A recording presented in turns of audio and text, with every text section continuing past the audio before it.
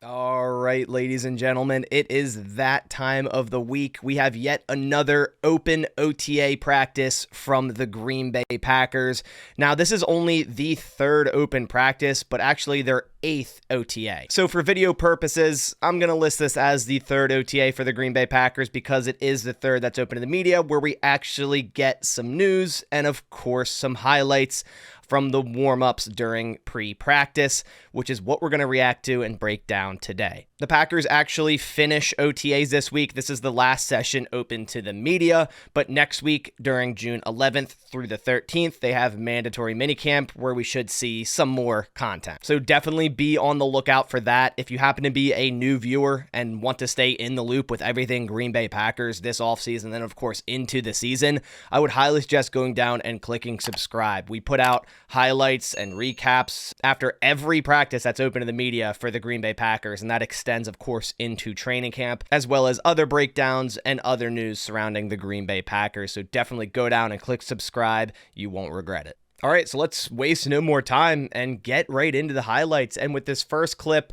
it's nothing crazy, but you'll see here it's that Lucas Van Ness has returned to practice. You see him there going through a individual rep or a warm-up rep.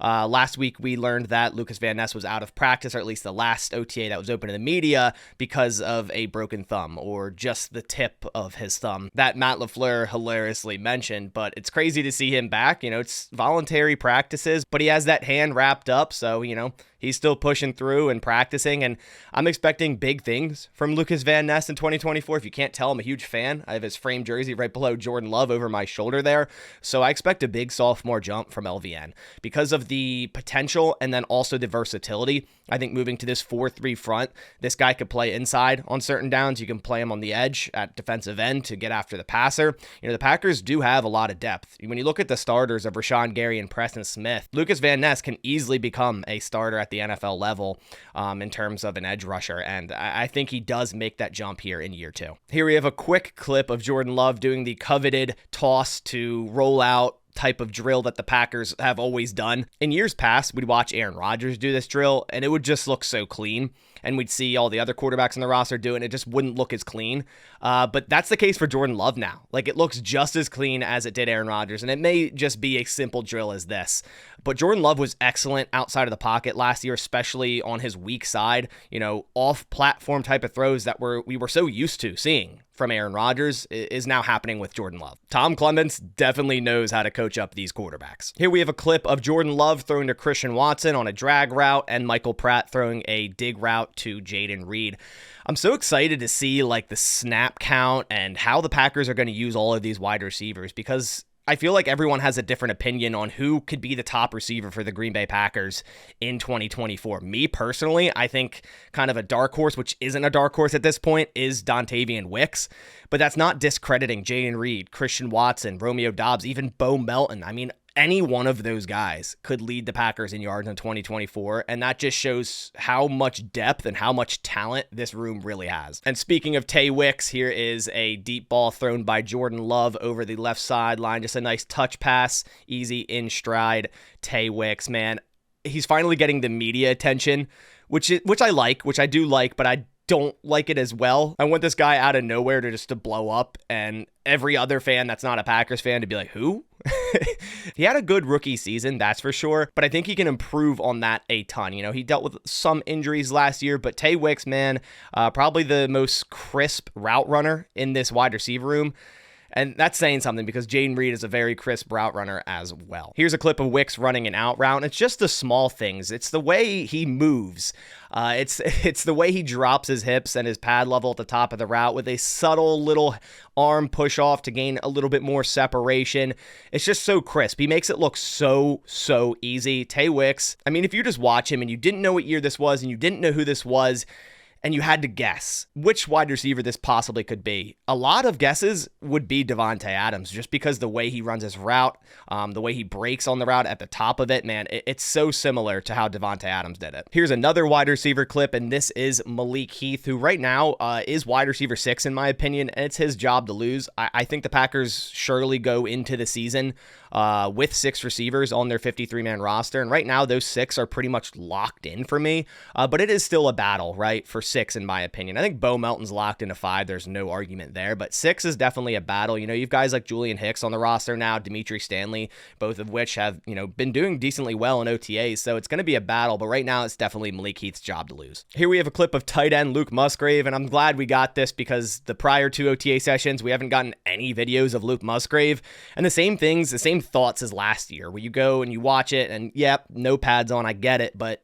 a tight end shouldn't be able to move like this. He looks like a wide receiver out there, and I'm very excited for year 2 of both of these tight ends, Luke Musgrave and Tucker Kraft. Kraft not practicing with his pectoral injury, maybe returns during training camp, so, you know, big reps here for Luke Musgrave, but that's kind of like 1A and 1B in terms of tight ends. It's not like one true starter with how the Packers do things on offense, but man, you can do so much with Luke Musgrave, like play him in line, play him in the slot, play him out wide, and you can see why. This guy's just a complete mismatch. Very hyped for year 2. Here's a clip of new running back 1, Josh Jacobs, doing a pass-catching drill.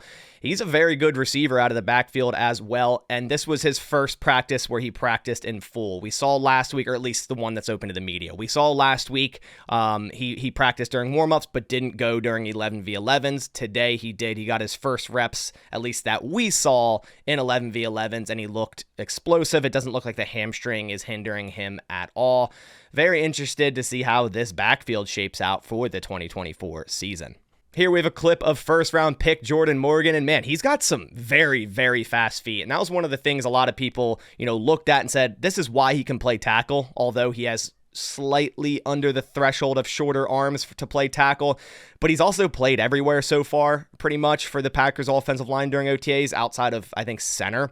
He's gotten reps at left tackle, left guard, right guard, and today he took reps at right tackle in Zach Tom's absence, now that Elton Jenkins was back today.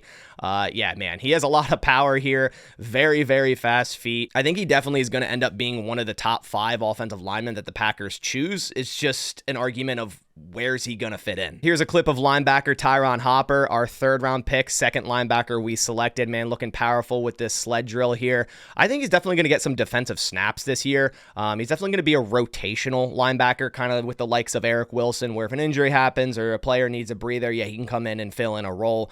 I think Tyron Hopper could be, you know, a decent Mike to strong side backer in this scheme. But right now, Quay Walker, Isaiah McDuffie are those 2, and then Edgerrin Cooper, likely the weak side guy who had a nice practice today. Speaking of Quay Walker, here's a clip of him doing the same exact drill, and I mentioned it in last video that it was mentioned that Quay Walker likely will be the green dot on defense, or the player with the communication device in his helmet, calling all the defensive shots via Jeff Hafley, which is what I projected, and I projected Quay Walker to be that Mike linebacker in a traditional base 4-3, and that's exactly where he's been lining up.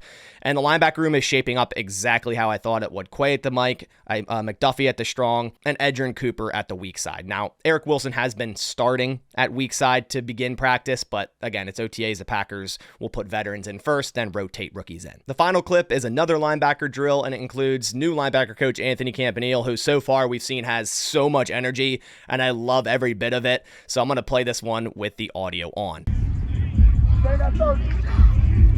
Yep. 3 days. 3 days to go. Yo, who's the cutback? Sounds like the shape. Well, look, I know where to go. Do it again. Do it again.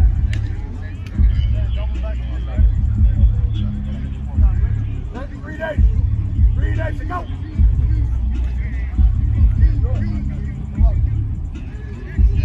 Man, I just love the energy. There was other clips from other practices that, you know, the same thing happened, and the pads aren't even on yet. Like, we aren't even hitting yet, and Anthony Campanile has so much energy. I think he's really just going to transform the mentality and the energy, the aggression from this linebacker room. And this is something as simple as like a gap drill, and this guy is just making sure everyone's got it down, but being stern, but not too aggressive where players are going to kind of resent you, right? He just has that fire as a coach that you need for a linebacker coach, and I'm very happy with the hire thus far from what I've seen. So those are all the clips I have from the 3rd OTA session open to the media for the Green Bay Packers. Again, they can't record during 11v11s or 7v7s, but if you want to know everything that happened in those sessions.